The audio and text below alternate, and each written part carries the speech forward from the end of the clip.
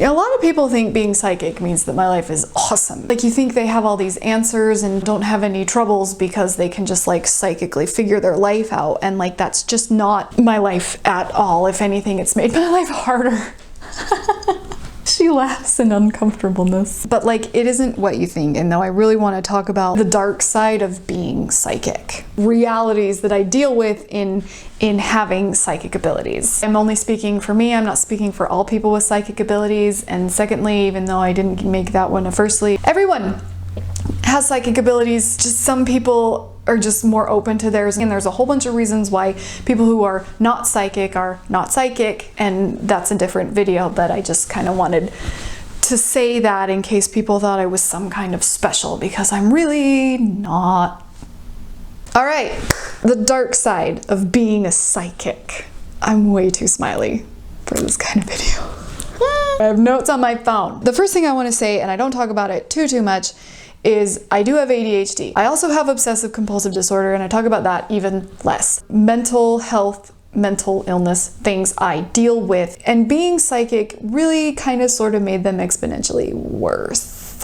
Mainly because I was suppressing my psychic abilities for most of my life. I have had these abilities my whole life, but because I suppressed things and wouldn't listen to things and wouldn't accept things about me and things, and it made a lot of the way my brain works worse. I wasn't working with who I am, I was working against who I am, and that just puts you out of alignment with like the universe. But that's just how I really felt my whole life, was like, I don't fit in, I don't fit here, this doesn't make sense, I don't make sense in this world, I have no place in it. You know, and those things really wear on you after a while. If I had learned about my individual psychic abilities and what I can do extrasensorily, if I had learned those things sooner, I can't really say what my life would be like, but I tend to think that I would have had a better one. I think everybody thinks that about themselves, though. If I had known this when I was in my 20s, my life would be way better. That's not a unique experience to me, but my experience is partially because I have a certain set of psychic abilities and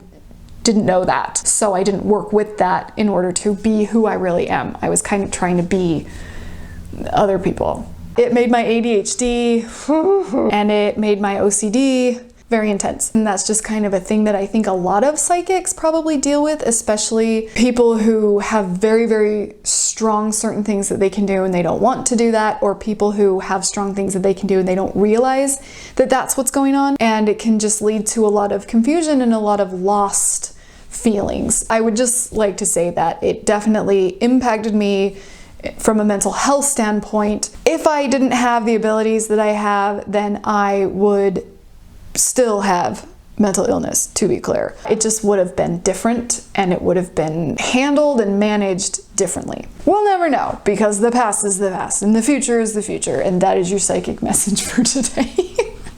On that note of ADHD, there's a thing called executive function. I have executive dysfunction. The grown-up things we're supposed to do to like just be a normal functioning human adult. We have a hard time with those things. I have a hard time with those things. After really learning about my psychic abilities and learning what I can do and things, it really like filled my brain up with many things, which is very exciting and very cool. I like that. On the flip side of that, it kind of like doesn't leave a lot of room for like normal functioning people things. I have a hard time doing literally anything that isn't this, or rewatching TV shows that I like. I can do that all the time, anytime, all the time, always. My executive function is always at the barest minimum low level because I have so many other things going on. There's the whisper, not that I hear voices. Oh my god, I just said I have mental illness and then I hear voices. That's not at all anything I'm saying. Feelings and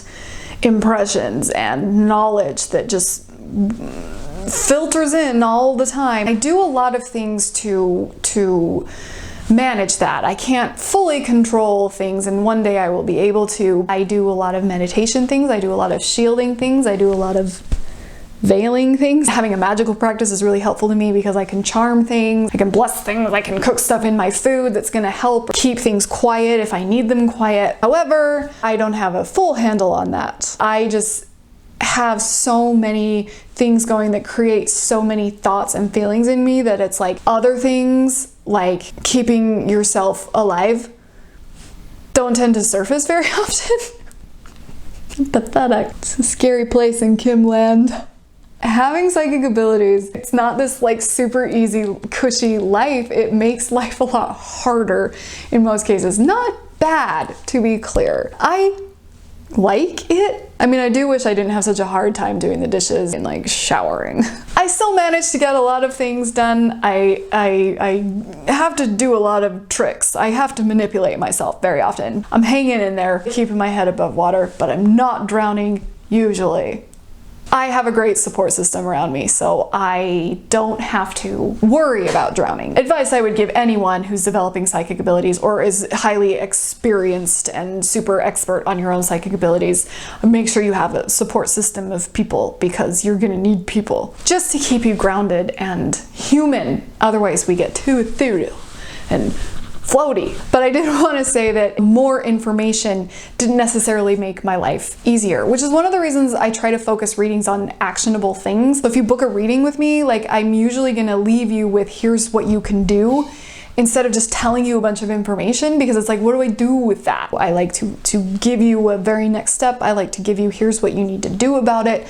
Something to just give you an action to start with, plant a little seed of action so that you're not stuck with just information overload and analysis paralysis. Another kind of dark side to having psychic abilities is what is learned cannot be unlearned. I don't know a lot of prediction future stuff, but I know a lot of truths about what currently is. A lot of it's bad. Despair. Having psychic abilities can come with a lot of hopelessness, because it really feels like the things that you learn cannot be unlearned. And when you learn something that you have no control over and is awful and not good, you have to just live with it. You just have to live with that knowledge.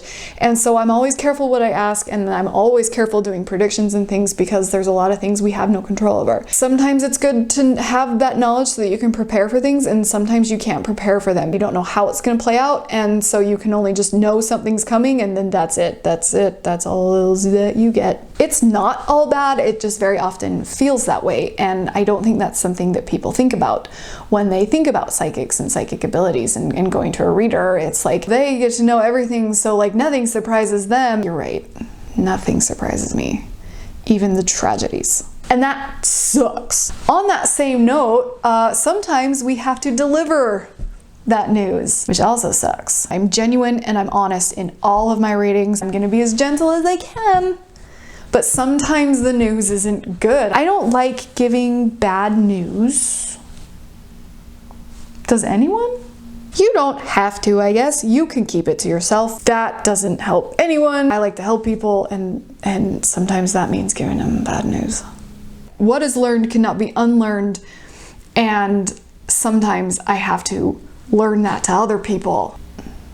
Another thing, this is a little specific to me. There's a reason I do text message readings and email readings and a lot of videos. I don't like working with people. I grew up a performer. I was a performer until I was a psychic, pretty much. I don't really like to work with people. I like to work at them. Being a psychic meant I had to work with them, and that was just not something I was ever interested in doing. It's kind of like a weird version of customer service, where instead of them angrily returning an item, they're asking you to make decisions for them. I'm not people-y. I seem people-y, and I seem extroverted, and I seem super friendly, and I am actually super friendly. I'm not extroverted though. I'm an introvert. I would never leave my house if I didn't have to. Super funny because I'm traveling like 6 to 9 months out of the year, whatever. My point is, I never intended to work with people in any kind of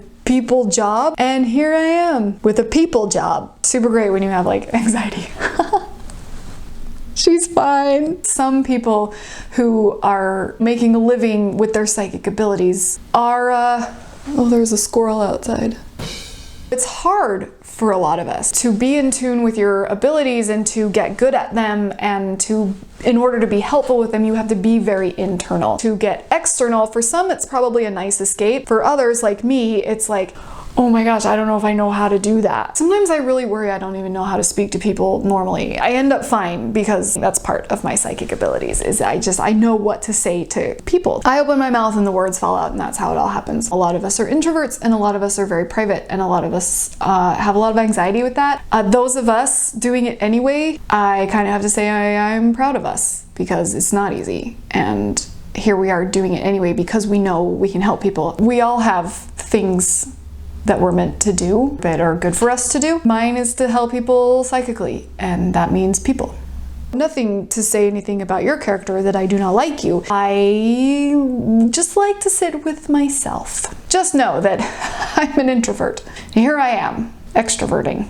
The last thing I want to talk about is something that I feel like I've mentioned before, especially in like comments and when I talk to people. Everything is a something, or you think everything is a something, especially when you are first like grappling and gaining a hold of your abilities. Every animal, every TV show, every song that comes on the radio, every bird in the sky, every dream that I have, every thought that I have to second guess and go, was that a psychic thing? Is that a bird, or is that a sign bird? That's what I usually do, because birds come to me all the time. Animals come to me. They run at me, literally. Sometimes it's just a vulture in the sky circling because there's a warm air current. Other times the vulture is saying death and rebirth. Pay attention. There's a cycle ending and something beginning. How do you know the difference? You gotta just know. There are times in my life when everything is a something. It gets really a lot. You're walking down the street and a leaf falls in front of you and you go, leaf or sign leaf? Are the trees speaking to me? What does the elm want me to know? And a lot of times it's just fall.